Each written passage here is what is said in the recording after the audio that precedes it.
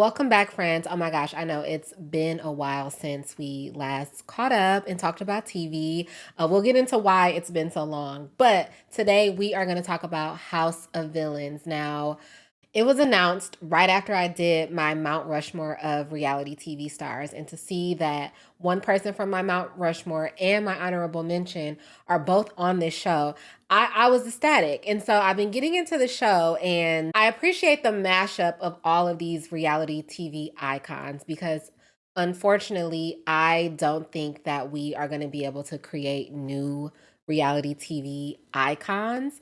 Like, the girls are gonna have some cute moments, they're gonna have some good reads, but the days of bona fide iconery, I think those are long behind us. And you know, my girl New York is at the top of my list, but something about her performance in this particular show is feeling a little overdone, a little forced to me. I don't know, don't fight me. Let's just talk about it.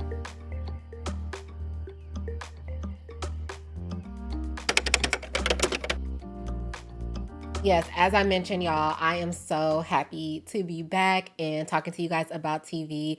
I've just been ripping and running. I've done quite a bit of traveling. I went to Houston to see Beyonce for the Renaissance World Tour. It was phenomenal. Uncle Johnny made my dress that cheap spandex tee. Look, that. I went to Dallas. I've been back to my hometown of Milwaukee so many times to visit my family and friends. My birthday just passed in October 10/17, Brick Squad.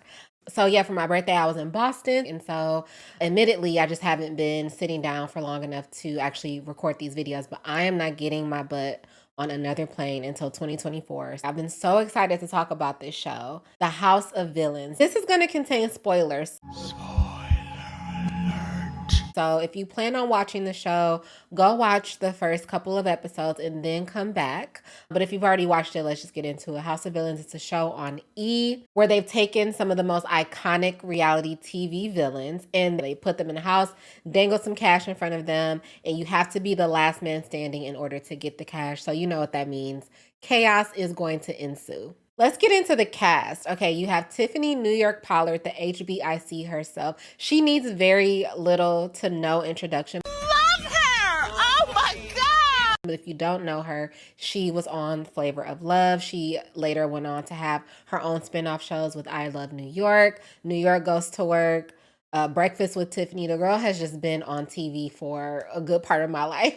And I love her for it. She is such a character. Omarosa, Lady O, you know her. She got her start on The Apprentice, but she has been working in politics well before that. She worked in the Clinton administration, did The Apprentice, later on went to go work in the Trump administration, which was very controversial. But she is known as a reality TV villain. Like I said in my Mount Rushmore of reality TV, if you go and you look up the word villain in the dictionary, her beautiful photo is going to be right there. She is the villain. Johnny Bananas. Johnny Bananas is from the Real World Key West. And fun fact, I loved the Real World when I was younger. I really wanted to go on it, but that's another story for another day. He's gone on to be on MTV's The Challenge. He's a 6 or 7 time challenge winner.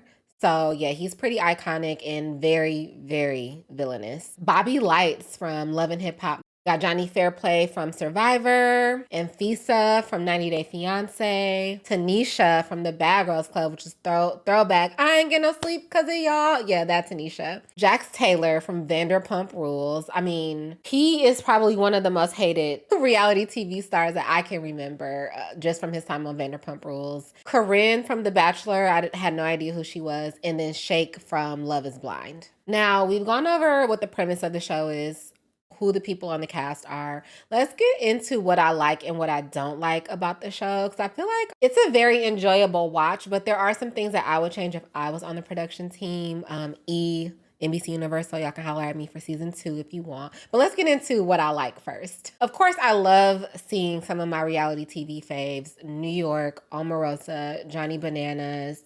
I like Vanderpump Rules, so I was really happy to see Jax Taylor.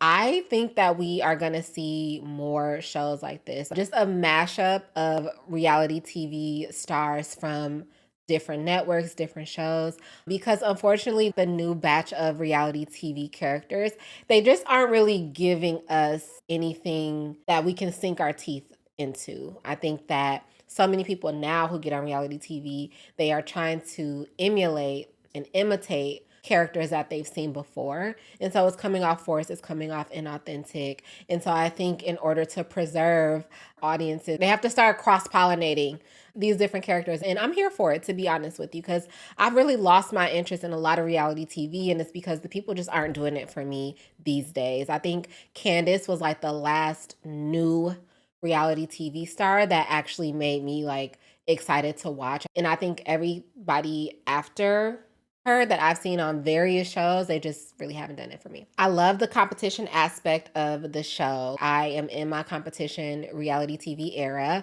I've been watching a lot of Survivor, Big Brother, Traders. So yeah, this is right up my alley. I'm happy to see Bobby Lights on this show because I feel like historically Love and Hip Hop kind of gets looked down upon. And admittedly, I don't watch it. I think the last time I watched Love and Hip Hop, they were on like season 1 or 2 of Hollywood. So I did used to watch it. I actually was an extra on Love and Hip Hop New York. But Love and Hip Hop, I think, has been relegated to a very specific audience. And it seemed like a lot of networks have wanted to contain that audience. And so to see Bobby Lights on here from Love and Hip Hop with people from Survivor and from the real world, that really makes me happy. And Tanisha from Bad Girls Club, okay, it's good to see her, but she is not a villain in my eyes. When I think of Tanisha, I think of someone who had a very iconic moment with the pots and pans waking up her roommates. But to me, that wasn't villainous, that was retaliatory. And she's not actually being much of a villain in this show either. She's being just a really cool person. Johnny Fairplay, he is from Survivor. I've been watching a lot of Survivor lately, but I haven't watched his season. So I'm going to go back and rewatch it because anybody who lies about their grandmother's death is just super, super cutthroat. She died, dude. He's not around. He hasn't showcased any of that level of cutthroatness. Cutthroatness, is that a word? It's going to be a word today. He hasn't shown that level on House of Villains yet, but he is really, really funny. His interactions with Omarosa, they know each other. They're golden to me, and so I'm really enjoying them together and their dynamic as well. Danielle Staub from The Real Housewives of New Jersey and Abby Lee Miller have both made appearances on this show, which I thought was super random. They're not on the cast, but they have come on to introduce different challenges, and I think it's really interesting to see them because, I mean, Danielle Staub, villain. Abby Lee Miller, every time I see a video of her, she is yelling at a child. So that is villainous to me. I guess my other question is like, why weren't they actually cast for season 1? So those are the things I like. Let's get into what I don't like. And I'll just call these areas of improvement. First and foremost, okay, what I said y'all were going to jump me about. New York is laying it on very thick, okay? Her outburst toward Jax, I think she said some crazy stuff to Johnny Bananas. When she got eliminated, what she said to Omarosa, I was just like, okay, girl, we know you for being crazy, but it feels a little forced to me. And like, we've long known that her reality TV persona is largely an act, right? I mean, most of these people create characters and that's who they display specifically for reality TV purposes. And it's worked for New York for so long. That's why we fell in love with her in the first place. But as I'm watching House of Villains, I'm like, has she always been this over the top? Has it always been that way? And now that I'm just mature, it's not as entertaining to watch? Or is she just turning it on extra because of this show? I can't really tell, but it doesn't feel as authentic as it once did for me. She's still on my Mount Rushmore. That it doesn't change her position in the reality TV Hall of Fame, if you will. But something about this go round, I was just honestly happy to see her go. She was being so bratty in the house and so unpredictable. And I know everything that I'm saying is great for someone who's considered a villain in a show called House of Villains. But there's a fine line between being your villainous self and then just taking it to a level that feels like you're just doing it because the cameras are there. I also don't like that it took them 3 episodes to get to the first elimination. Now, I understand for episode 1, you want to be introduced to all of the villains and have at least an episode to get to know them. I totally get that. Episode 2, though, I think we should have seen that first elimination because it just felt like it was dragging, particularly because it's a weekly show. So it took us to the 3rd week before we seen anybody go home. And I thought they were going to stick with that format. And I'm like, girl, House of Villains, girl, you ain't Big Brother. But I'm happy to report for the second elimination, they did just get right to it. So area of improvement for next season, maybe not 3 episodes. Maybe show the elimination by episode 2. Jack's leaving early. Speaking of eliminations, he is so dramatic. I hate that he was eliminated first. We have been robbed of supreme dramatics. I think it's Anfisa or Anfisa from 90 Day Fiancé. She is like barely there. I forget that she is on the show sometimes. And yeah, she was really unhinged when she was on 90 Day Fiancé. But I think in an environment like this, it's really easy to just become a background character for these really big personalities. And I guess for casting, you do need people like that because it does have to be more balanced. You can't just have a bunch of New Yorks running around. But she is so tame that, like I said, I forget she's even there. So I haven't really understood her placement, nor have I really enjoyed watching her. I take that back. I have enjoyed watching her because the body is always on point. So you always are going to get 10, 10, 10s for me, Anfisa, when it comes to the body. Shake from Love is Blind and Corinne, I am pretty indifferent on them. Corinne, she came on a little strong. And so I wasn't really feeling her. Maybe it's because I don't watch The Bachelor. I'm just now watching The Golden Bachelor, but I've never watched a season of The Regular Bachelor. So I had no idea who she was. And she was just coming in like she was New York level famous. And then Omarosa, of course, made her cry within like the first 20, 30 minutes of the show.